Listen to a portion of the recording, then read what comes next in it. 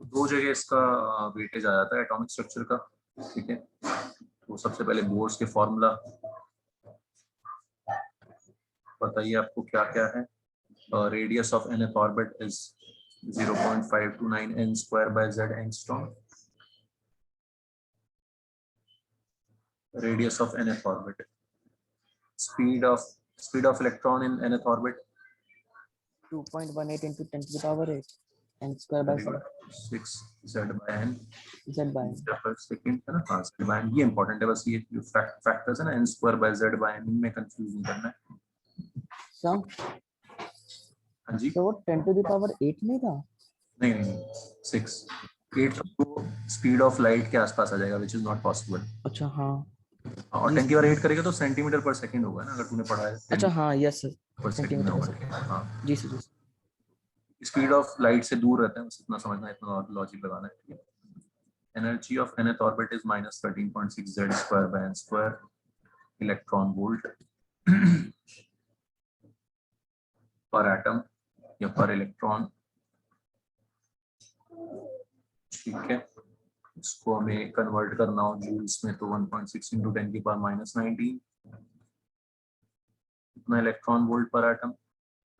और बच्चों अगर इसको हमें पर मोल में कन्वर्ट करना हो, पर इलेक्ट्रॉन वोल्ट लिख दिया, जूल्स पर मोल में कन्वर्ट करना हो तो एक एवोगाड्रो नंबर से और मल्टीप्लाई करेंगे तो basically it comes out to be 96500 है ना। ये हमारा फैक्टर होता है 1 mole into charge of electron is basically 96500। समझ में आ रहा है सबको? तो अगर आपको जूल्स पर मोल में कन्वर्ट मारना हो या किलो जूल पर मोल में कन्वर्ट मारना हो तो फैक्टर हो जाएगा 96.5। डायरेक्टली याद रखना है, अच्छे क्वेश्चंस में सीधे सीधे यूज होगा।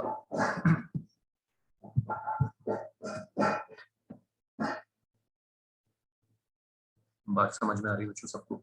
ठीक है, कोई दिक्कत? No sir.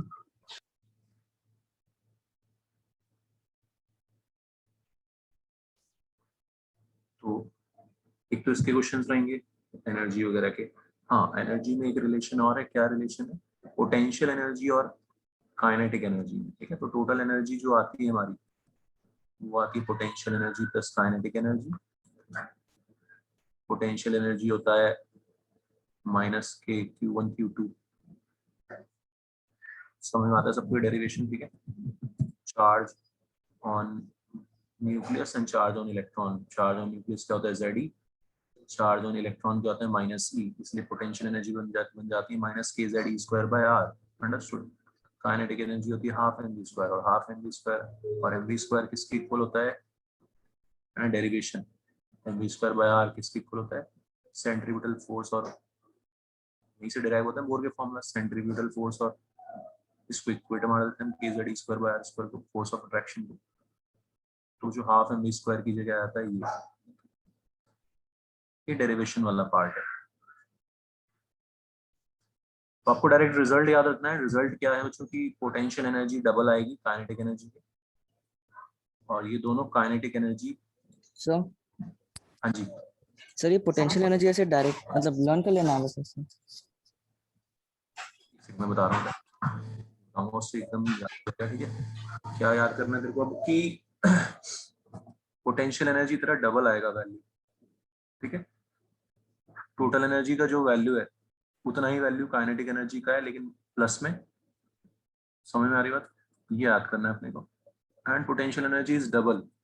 पोटेंशियल एनर्जी वैसे भी आपको याद रहेगी, फॉर्मूला जब हम चिपकाएंगे पोटेंशियल एनर्जी का k Q1 Q2/r, ठीक है। एक न्यूक्लियस से एक इलेक्ट्रॉन है तो ऐसे सिस्टम की पोटेंशियल एनर्जी कैसी होगी? नेगेटिव होगी। अंडरस्टूड?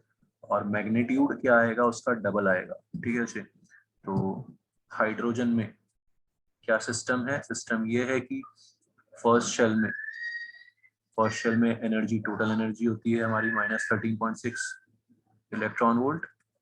पोटेंशियल एनर्जी हो जाएगी इसकी डबल, -27.2, और काइनेटिक एनर्जी हो जाएगी सेम प्लस, बट प्लस में। समझ में आया? इस तरह से याद हो जाएगा। क्लियर है? समझ आ रहा है? Yes sir. ठीक है। सेकेंड शेल की अगर हम बात करें, सेम लॉजिक हर जगह लगेगा। टोटल एनर्जी आ जाती है आपकी -13.6 है ना, Z² by n²। Second shell के लिए बाय एन स्क्वायर मतलब ये बाय 4 माइनस 3.4, आपको वैल्यूज याद भी होंगी। पोटेंशियल एनर्जी हो जाएगा बच्चों इसका double, which means minus 6.8 electron volt. Kinetic energy हो जाएगा सेम लेकिन पॉजिटिव में। समझ में आ रहा है? ये होता है बच्चों इसका डेरिवेशन, और इससे ये रिजल्ट्स आते हैं।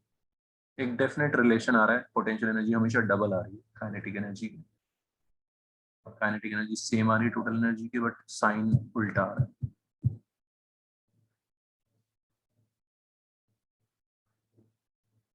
इसके ऊपर क्वेश्चन बन सकता है। देन नेक्स्ट सबसे इंपॉर्टेंट क्या है, हाइड्रोजन स्पेक्ट्रम के ऊपर क्वेश्चंस।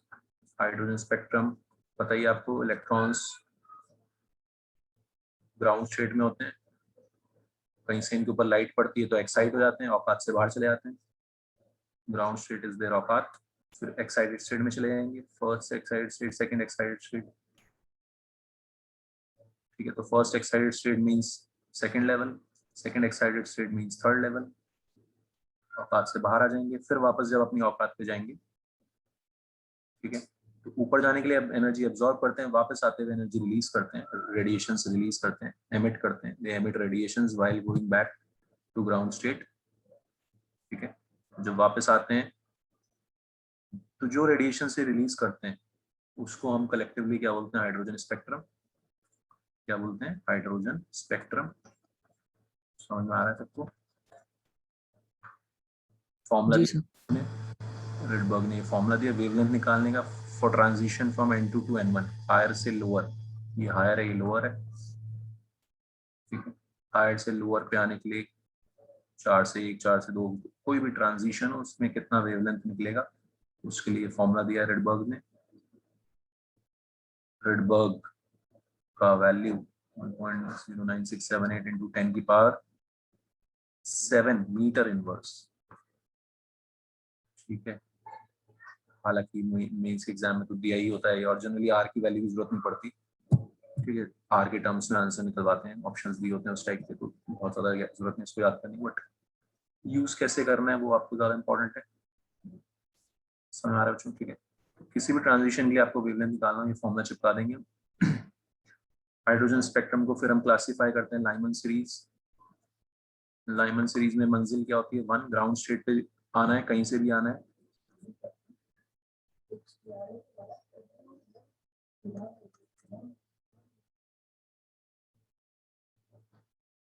तो लाइमन सीरीज में N1 इक्वल टू 1, तो फॉर्मूला बन गया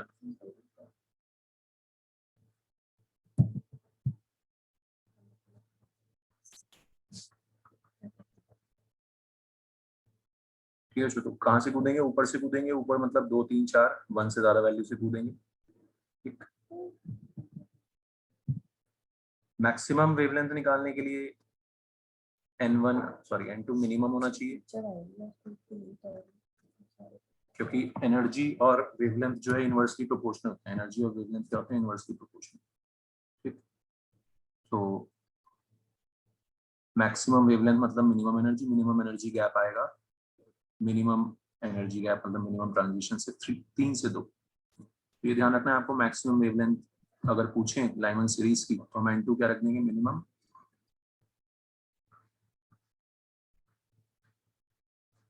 समझ आ रहा है? और अगर हमसे मिनिमम वेवलेंथ पूछेंगे तो हम N2 मैक्सिमम रख देंगे, विच इज इनफाइनाइट।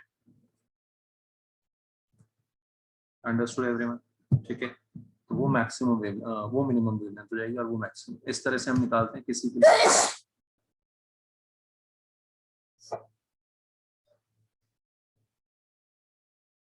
बामर सीरीज में। कहाँ पे कूदते हैं, सेकेंड लेवल पे कूदते हैं, ऊपर से कूदेंगे। सर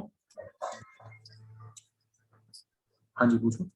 सर N1 मतलब क्या इनिशियल है और N2 final final state? N2 initial है, कहाँ से कूद रहे हैं, नीचे कूद रहे हैं। ठीक है, तो फॉर्मूला में देखेगा ना तो तेरे को अपने आप क्लियर हो जाएगा कि ये जो है 1/n1² माइनस 1/n2²। 1 बाय छोटे वाला वैल्यू रखेगा तभी बड़ा वैल्यू आएगा, तभी क्या आएगा, पॉजिटिव आएगा। समझ में आ रही मेरी बात? Yes sir. तो अपने आप ही N1 छोटी वैल्यू और N2 बड़ी वैल्यू।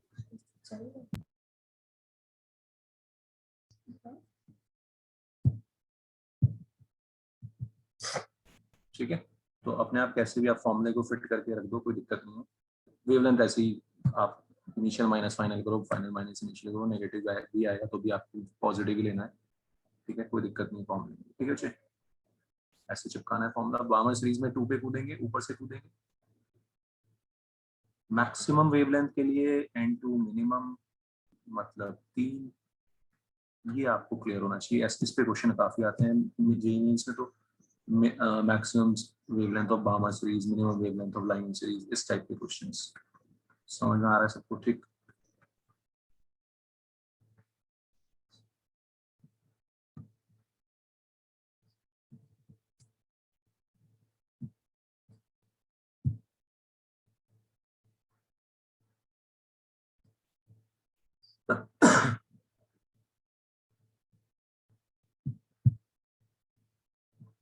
ओके, जो उसके अलावा फिर लाइमन बार्मर पास्चन बताइए, आपको पास्चन 3 पे कूदेंगे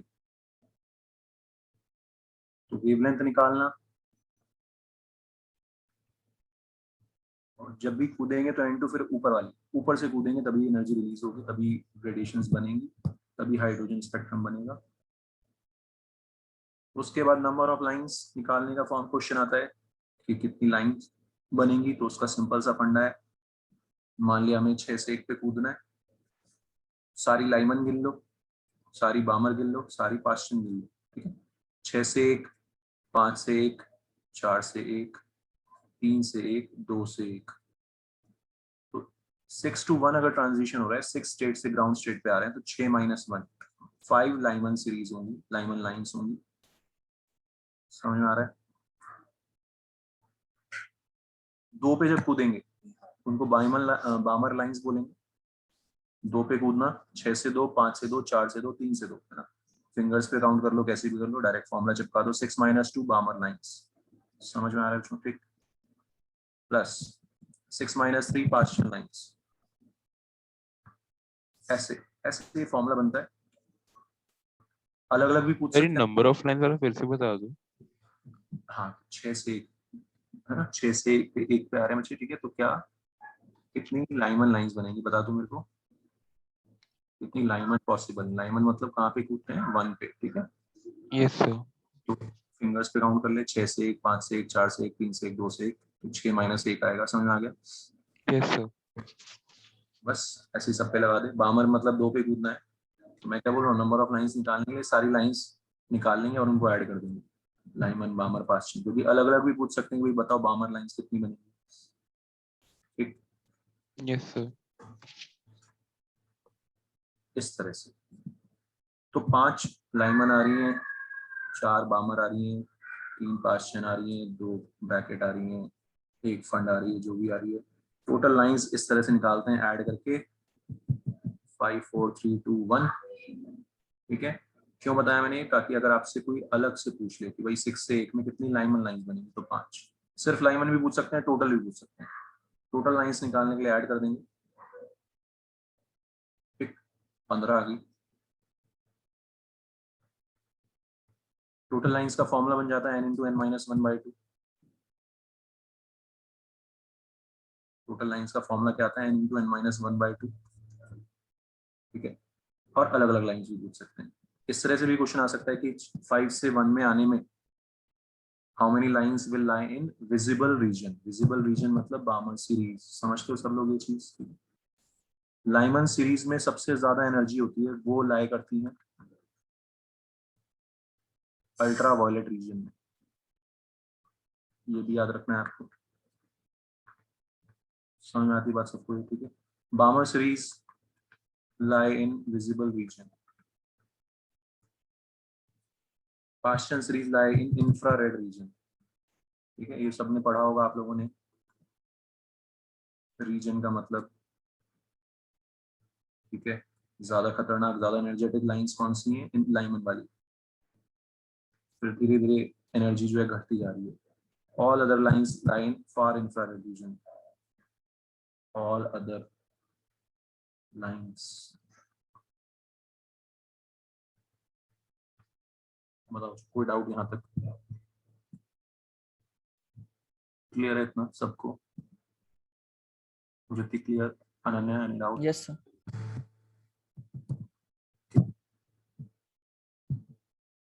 सर 1 मिनट से थोड़ा सा रह गया था बस। अच्छा अच्छा,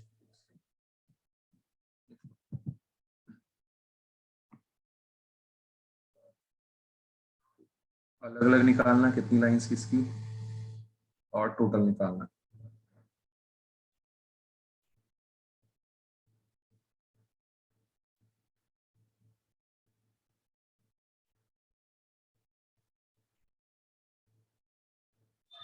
हो गया sir.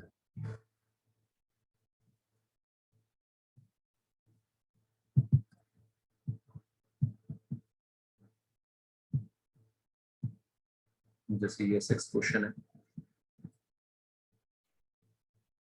shortest wavelength of hydrogen atom in Lyman series is lambda 1, longest wavelength in Balmer series of He plus is, करो उसको एक बार try।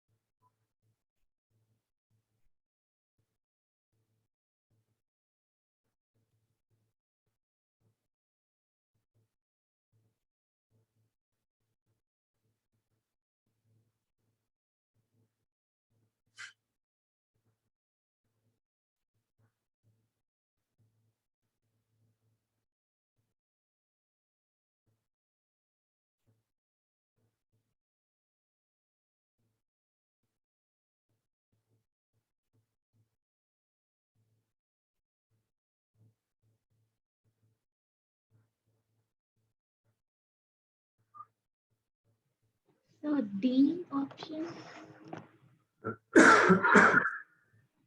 डी आ रहा है, Lambda 1. wavelength in Lyman series of hydrogen atom, longest wavelength in Balmer series of He plus। तो इस type के क्वेश्चन को जो एक चीज दे रखी है दूसरी निकालनी। आंसर क्या फिर ए है? आंसर पता नहीं, मैं चेक करता हूँ, मैं चेक करने के लिए पता नहीं हुआ, देख लेते हैं। ठीक है, तो तरीका वही रहेगा, ऐसे क्वेश्चंस करके एक चीज दे रखी है दूसरी निकालनी है तो दो रेशियो कर लो, दोनों का फॉर्म में चिपका के रेशियो कर दो। हाइड्रोजन के लिए बोल रहे हैं भाई कौन सा, shortest wavelength in Lyman series is lambda 1। Shortest wavelength मतलब मैक्सिमम है ना, लाइमन है तो 1 पे कूदना है यस सर। और मिनिमम के लिए मैक्सिमम से कूदना है। बेसिकली यहाँ पे आर की वैल्यू दे दी हमें, 1/λ इज इक्वल टू आर। ये है हाइड्रोजन की मिनिमम वेवलेंथ। अच्छा, इसकी वैल्यू भी दे रखी है ना, हाँ लैम्डा 1 दे रखा है, तो 1/λ1 is equal to R. Clear. और हमें निकालना है हीलियम का मैक्सिमम बामर सीरीज के लिए। तो हीलियम के लिए Z हो जाएगा 2, ध्यान से फॉर्मूला चिपकाना है। मैक्सिमम ना बामर के लिए कूदना है 2 पे, तरीका समझ आ रहा है, कूदना है 2 पे और मैक्सिमम के लिए मिनिमम से कूदना है, मिनिमम हो जाएगा बामर के लिए 3। Understood everyone? कोई दिक्कत? फिर सूत्र आ जाएगा 1 माइनस 4/9, ये आ गया 1/λ ऑफ He max। ठीक, अब इसका उल्टा हो जाएगा तो 9/5 आएगा आंसर, क्योंकि लैम्डा निकालना है हमें, ये 1/λ है, तो आंसर विल बी 9/5। ठीक है, गलती से मैं आगे सबको किसी ने छोटी मोटी गलती की हो तो, यस सर। है ना, lambda of He max will be 9/5 lambda.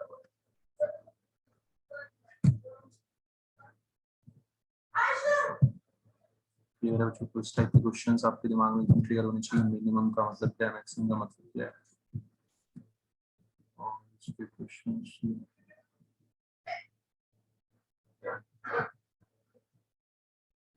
हाँ ये 12th भी देख लो, आसान सा बहुत।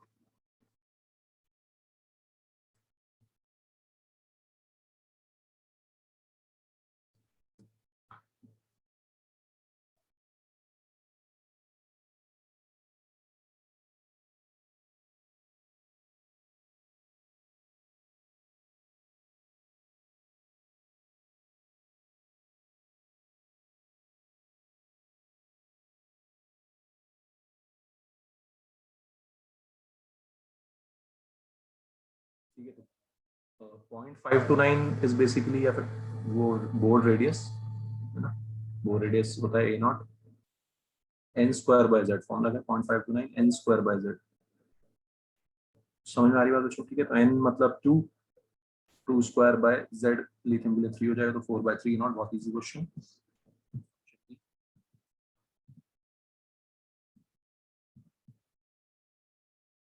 ये थोड़ा सा अच्छा क्वेश्चन है, 11th एक बार देखो, कुछ खतरनाक सा बनाया है, ट्राई करो एक बार।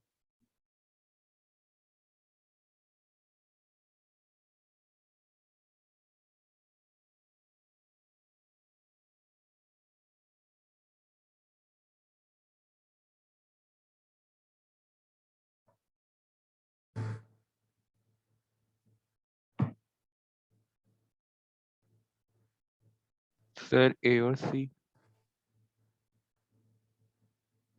ए और सी सही है। यस सर, वो Yes, बी sir. और डी में कंफ्यूजन हो रहा है। सर बी भी तो सही है। बी सही नहीं है। सर क्यों निकाल सकते हैं हम आयनाइजेशन एनर्जी इससे? नहीं निकाल सकते, नहीं निकाल सकते। बामर सीरीज क्या होती है, 2 पे कूदना, और आयनाइजेशन कहाँ से होता है, फर्स्ट लेवल से। इससे नहीं निकाल सकते। ठीक है, कॉन्सेप्ट समझो, मतलब समझो उसका। ठीक है, वो कह रहे हैं energy of hydrogen atom. Ionisation energy क्या होती है, फर्स्ट शेल में इलेक्ट्रॉन वहां से निकालना। ठीक है, और बामर में कहाँ पे कूद रहे हैं, सेकंड पे कूद रहे हैं, तो उससे हम आयनाइजेशन एनर्जी नहीं निकाल सकते। ठीक है, तो सर लाइमन सीरीज से हम आयनाइजेशन एनर्जी निकाल हाँ सकते हैं। Yes yes. तो ए और सी सही है, बी तो गलत है ही है। D, if lambda decreases then spectrum lines will converge. Lambda कम होना मतलब क्या होना बच्चों, एनर्जी का बढ़ना। ठीक है, तो ये भी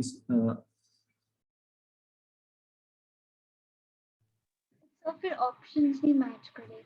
नहीं, ये हाँ, ये सी वाले ऑप्शन में ना मिसप्रिंट है, ए सी एंड डी होगा ये, क्योंकि A and C and B लिखना, वो बी लिखना चाह रहा हूँ। मेरे ख्याल से ऑप्शन चेक कर लेते हैं इसका आंसर। कौन सा क्वेश्चन था ये, वही मैं देख रहा था कि इसने ऑप्शन क्या, 11th का लेते हैं आंसर। ए सी और डी होगा फिर इसका आंसर में। सी ऑप्शन है, और उसमें वो मिसप्रिंट है, वो ए सी और डी होगा उसका। ठीक है बच्चों, वो वरना वो ए बी एंड सी लिखते, ए सी एंड डी, ये मिसप्रिंट है यहाँ पे, A and C and D. Understood everyone? Sir बस सी डी वाला पॉइंट से समझा दो एक बार, if lambda decreases. Decreases then spectrum lines will converge. तो जब वेवलेंथ क्या होगी, कम होगी। वेवलेंथ कम कब होगी, जब एनर्जी क्या होगी, इंक्रीज होगी। ठीक, यस सर।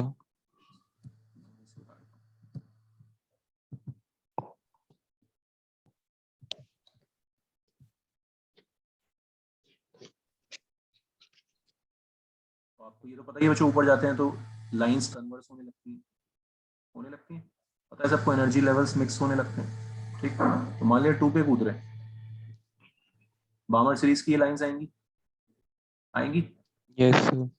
तो जैसे जैसे हम आगे जा रहे हैं, एनर्जी बढ़ती जा रही है। Energy, yes sir. ठीक है, तो एनर्जी क्या बढ़ रहा है, यानी कि वेवलेंथ क्या हो रही है, कम हो रही है। और वेवलेंथ जैसे जैसे कम हो रही है बच्चे, तो ये कन्वर्स होने लग रही है। क्या होने लग रही है, कन्वर्स होने लग रही है, एक दूसरे के ऊपर चिपके जा रही है। ओके, अब समझ आ गया सर, समझ। ये सब ऐसे डायग्राम बना के सोचने पर बहुत आसान लगेगा कि क्या कहना चाह रहे हैं। ठीक है अंशुल, कोई डाउट? क्लियर है सर।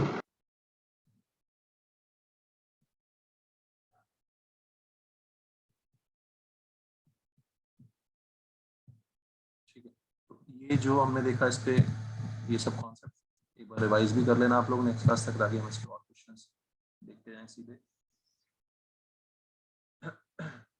उसके अलावा बच्चों फोटो इलेक्ट्रिक इफेक्ट आसान सा इलेक्ट्रिक इफेक्ट। क्या होता है आपको पता ही कि भाई है ना, kinetic energy of emitted photo electron is equal to E minus phi energy of photon minus wave function, sorry wave function बोला, work function और threshold energy।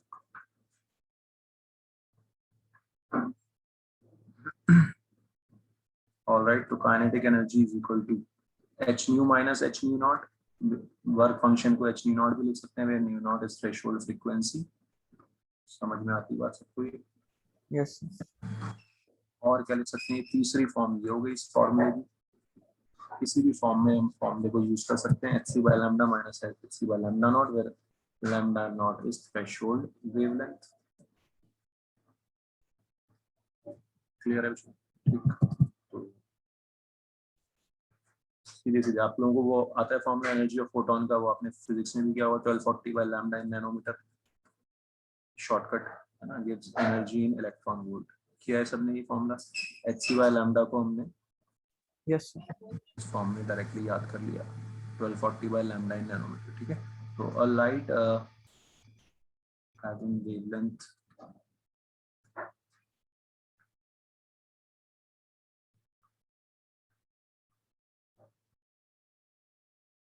is incident on a metal surface having work function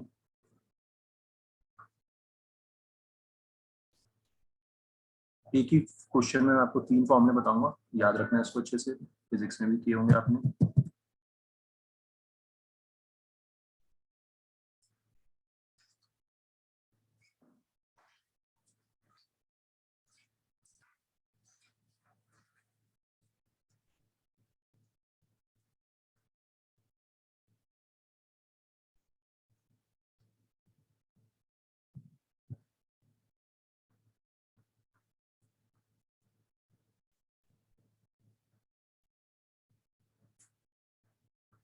करो जी।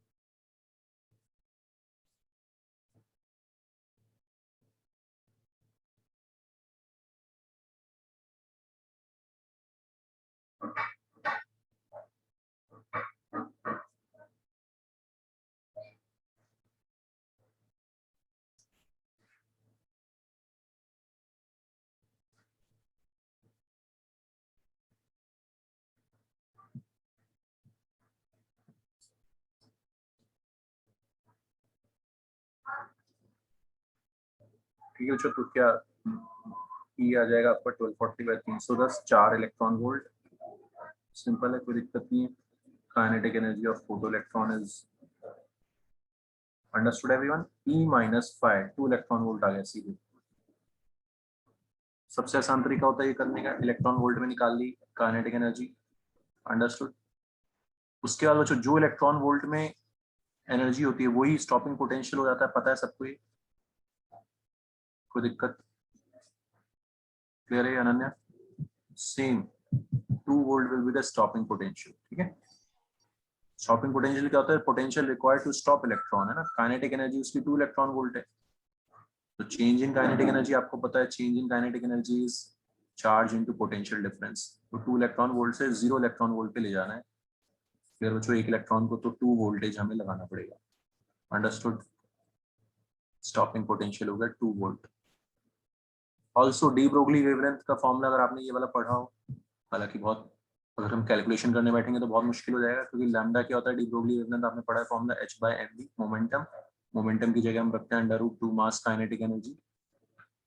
ठीक, मास electron का रखना पड़ेगा KG में, kinetic energy joules में रखनी पड़ेगी। लेकिन आपने पढ़ा होगा फिजिक्स में ये शॉर्टकट सबने पढ़ा है, ठीक है, upon √x, where x is kinetic energy in electron volt directly.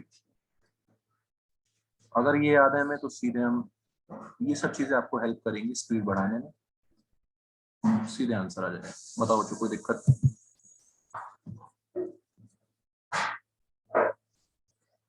ये formula kinetic energy in electron volt of electron, electron के लिए ही है ये ऑब्वियसली। मास ऑफ इलेक्ट्रॉन रखा है यहाँ पे, काइनेटिक एनर्जी रखी, तब जाके ये फॉर्मूला बना है सारे वैल्यूज रखने के बाद। तो ये hc/लैम्डा वाला फॉर्मूला 1240/लैम्डा इन नैनोमीटर, ये सब जुगाड़ जो है ये हेल्प करते हैं हमें स्पीड बढ़ाने की, मॉडर्न फिजिक्स में भी यहाँ पर भी। तो ये आपको ध्यान रखना है बच्चों। अंडरस्टूड? चलो नेक्स्ट क्लास में करते हैं हम इसको कंटिन्यू। आई होप समझ में आ गया होगा। ये नहीं आया तो दोबारा से पूछ लेना आप लोग अपने डाउट्स। सर हाँ जी, सर ऑर्गेनिक केमिस्ट्री कब स्टार्ट करेंगे? कौन सी? ऑर्गेनिक? यस बताया सर। था मैंने, इसके बाद ये फिजिकल के बाद ऑर्गेनिक। सर लाइक आपकी तो ये एस्टिमेट है कब तक खत्म होगा ऑर्गेनिक केमिस्ट्री?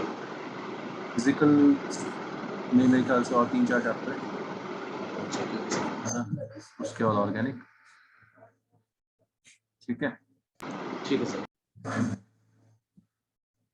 मतलब वो भी है कि अगर मैं ज्यादा स्पीड से पढ़ाना है तो वही है कि आप फिर क्वेश्चन ही क्वेश्चन डिस्कस करें, थोड़ा सा कॉन्सेप्ट बता के ये रहता है कि केमिस्ट्री में जरूरत रहती है। जैसे आपको पता है ना, आपको अगर ये करना है कि क्वेश्चन डिस्कस करने तो वो भी कर सकते हैं, जैसे आप लोगों को सही लगे। मेरे को कोई दिक्कत नहीं है, आप लोग बता दो ज्यादा स्पीड करनी है तो हम सिर्फ क्वेश्चन कर लेते हैं ना, फिर कॉन्सेप्ट नहीं डिस्कस करेंगे। ये अज्यूम करते हुए कि आपको आता ही होगा ना, तो आपको जैसे पढ़ना है वैसे बता दो, ठीक है। अगर हमें कॉन्सेप्ट डिस्कस करने तो इतना टाइम तो लगेगा ही, ठीक है। और डायरेक्टली ये भी कर सकते हैं कि हर क्लास में फिर क्वेश्चंस डिस्कस कर लें कि एटॉमिक स्ट्रक्चर की नेक्स्ट क्लास में क्वेश्चन डिस्कस कर लें, फिर नेक्स्ट चैप्टर में बढ़ जाते हैं, ठीक है, जैसे आप लोगों को सूट करे। ओके, चलो बाय। Thank you sir.